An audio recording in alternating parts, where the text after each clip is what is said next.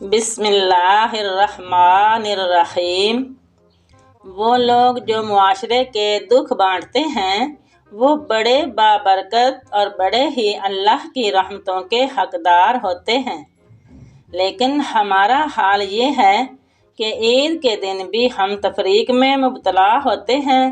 ایک طرف امیر کا بگڑا ہوا بچہ گولڈن سیب کا ایک کونا کاٹ کر دوسرا کوتے کے آگے ڈال رہا ہوتا ہے، اور دوسری طرف بیوہ کا یتیم بچہ عید کے دن بھی چھابڑی لگائے آلو چھولے بیچنے پہ مجبور ہوتا ہے۔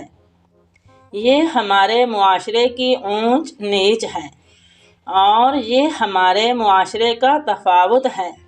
کاش کہ ہم اس دن غبارے بیچتے ہوئے ان بچوں کو، عید کے دن پانی بیچتے ہوئے ان بچوں کو قریب کریں اور اپنے بیٹوں کو بھی قریب کریں، اور ان کو کہیں کہ تم سارے غبارے خرید لو، ان سے سارا سامان خرید سکتے ہیں تو ان کو اس کی قیمت دے کے ان کو بھی عید کی خوشیوں میں شامل کریں۔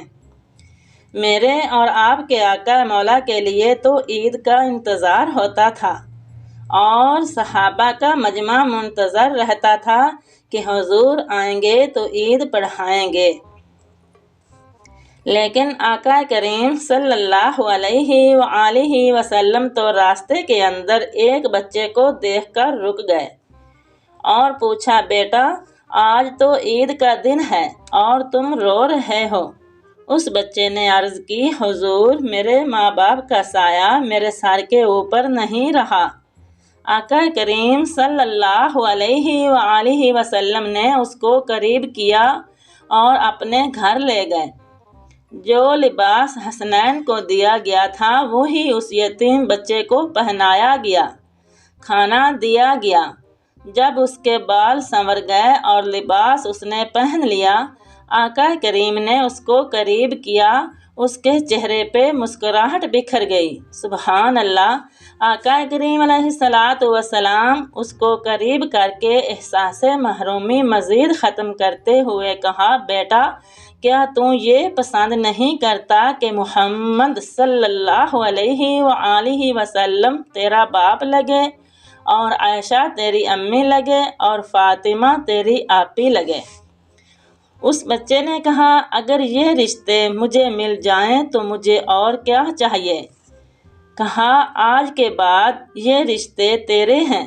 ایک انگلی سے حسین اور ایک انگلی سے وہ یتیم بچہ، اور عیدگاہ کی طرف بڑھ رہے ہیں، اور بچے بھی اپنے ماں باپ کے ساتھ جا رہے ہیں، لیکن یہ بچہ ناز کر رہا ہے اپنے مقدر پہ، اور باقی بچوں کی آنکھوں میں آنکھیں ڈال کے زبان حال سے کہتا ہے، تھا تو یتیم لیکن آج یتیمی کا مزہ آ گیا کہ میں سرکار کی انگلی تھامے عیدگاہ میں جا رہا ہوں۔ سبحان اللہ!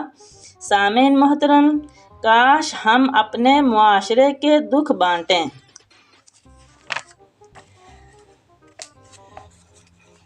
معاشرے میں غم تھوڑے نہیں، ہر ایک کا غم بانٹ بھی نہیں سکتے، لیکن جہاں تک ہو سکے ہم معاشرے کے دکھ بانٹیں، مسلمانوں کے دکھ سکھ میں شریک ہوں۔